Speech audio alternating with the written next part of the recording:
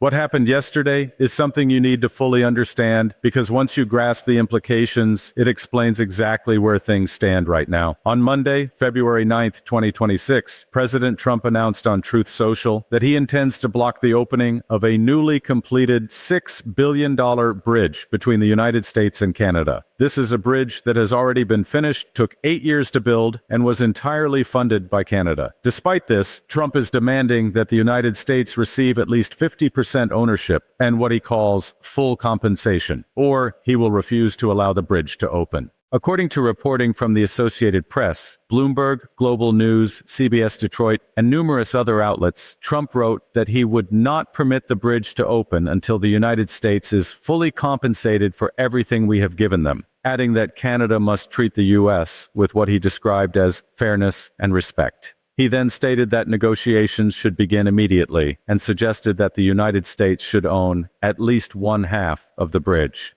To understand the significance of this threat, it's important to understand what this bridge actually is. The Gordie Howe International Bridge, named after a legendary Canadian hockey player who spent 25 seasons with the Detroit Red Wings, connects Windsor, Ontario to Detroit, Michigan. The bridge features 6 traffic lanes, an 853-meter span over the Detroit River, pedestrian and cycling paths, and full port of entry facilities on both sides. It links directly to Interstate 75 in Michigan and Highway 401 in Ontario. According to a University of Windsor study cited by Yahoo News and Business Today, the bridge is expected to save trucking companies approximately 850,000 hours every year, translating to $2.3 billion in savings over 30 years. Every major outlet covering the project confirms the same key fact. Canada paid for the entire thing. The total cost ranges from 5.7 to 6.4 billion Canadian dollars, roughly $4.5 billion US, fully funded by the Canadian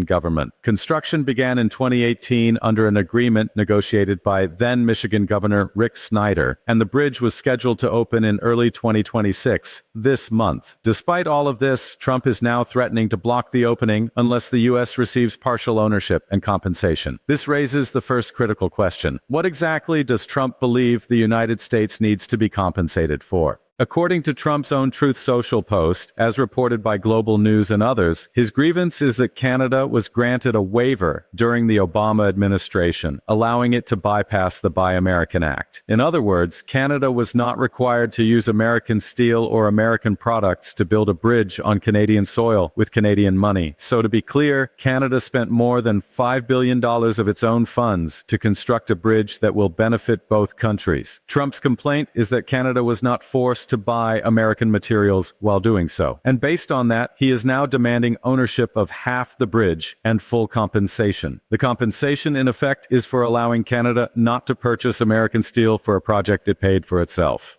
The bridge exists for a simple reason. According to Business Today and the University of Windsor study, the Windsor-Detroit corridor is the busiest trade crossing between the United States and Canada. Existing crossings, the Ambassador Bridge and the Detroit-Windsor Tunnel, are severely congested. Senator Alyssa Slotkin of Michigan, quoted by the Associated Press, said the new bridge would allow cargo to travel from Montreal to Miami without hitting a single traffic light, calling it a major boost to Michigan's economy. Michigan needs this bridge. American manufacturers need it. U.S. trucking companies need it to reduce costs and improve efficiency. Canada built it and paid for it, and Trump is threatening to block it anyway. That leads to the second major question. How would Trump even block it? According to the Associated Press, it is unclear what legal authority Trump would use to prevent the bridge from opening. The White House did not immediately respond to requests for clarification. Michigan Governor Gretchen Whitmer's office confirmed that the bridge is operated under a joint agreement between Canada and the state of Michigan, not the federal government. In other words, Trump is threatening to block a bridge the federal government does not own, did not fund, and does not directly control, using nothing more than a social media post, without explaining how such a move would actually be enforced. You might be tempted to dismiss this as typical Trump rhetoric, but this situation is different. According to Bloomberg, CBS Detroit, Yahoo News, and others, the threat comes amid worsening U.S.-Canada relations during Trump's second term. The USMCA trade agreement is up for review this year, and Trump has already adopted an aggressive stance, including new tariff threats. At the same time, Canadian Prime Minister Mark Carney has openly criticized what he calls U.S. economic coercion, warning at Davos about the dangers of weaponized economic interdependence. Seen in that context, this is not really about a bridge.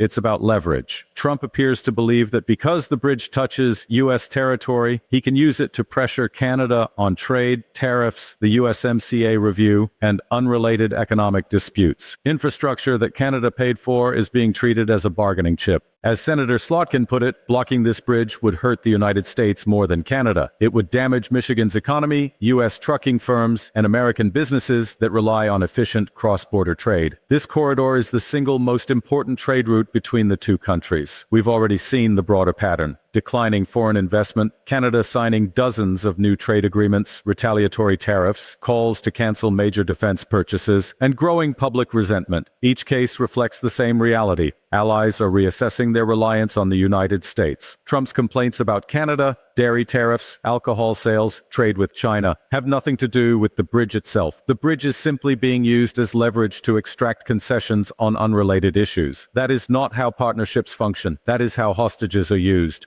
Every U.S. ally is watching closely, and the lesson they are drawing is clear. Do not build critical infrastructure that can be weaponized against you. Whether the bridge ultimately opens or not is almost beside the point. What matters is that a bridge Canada fully paid for, one that benefits both nations, was threatened as a political tool, and every ally watching is taking careful notes.